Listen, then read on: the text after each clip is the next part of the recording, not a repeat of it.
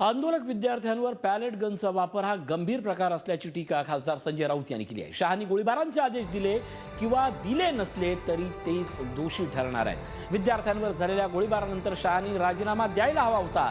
खासदार संजय राऊतांनी आताही पुन्हा त्यांच्या राजीनाम्याची मागणी केली आहे। खासदार संजय राऊत हे विरोधकांप्रमाणेच आज चांगलेच आक्रमक झाल्याचं चित्र पाहायला मिळालं। संजय राऊत यांनी गृहमंत्र्यांच्या राजीनाम्याची मागणी केली आहे। खरं तर हा गोळीबार झालाच कसा? गृहमंत्र्यांच्या आदेशाशिवाय गोळीबार होऊ शकत नाही। त्याचे आदेश गृहमंत्र्यांनी दिले होते का? आणि नसले तर गृहमंत्र्यांनी त्याची जबाबदारी स्वीकारायला पाहिजे। या मागणीचा पुनरुच्चार संजय राऊत यांनी केला। अमित शाह है कहाँ? अमित शाह आहेत कोठे? देशाच्या गृहमंत्र्यांना शोधावं लागते, जनतेला, खासदारांना।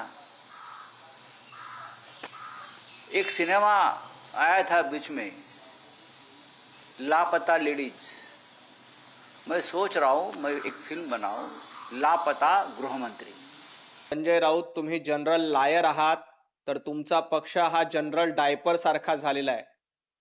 पक्षाला गळती सुरू आहे, परंतु ती तुम्हाला थांबवता येत नाही आणि तुम्ही अमित भाईंवर टीका करतायत। अमित भाईंनी पाकिस्तानला धडा शिकवलाय। ऑपरेशन सिंदूरच्या माध्यमातून दहशतवाद्यांचा खात्मा पाकिस्तानमध्ये घुसून केलाय, म्हणून तुम्हाला अमित भाईंबद्दल टीका करावी लागते।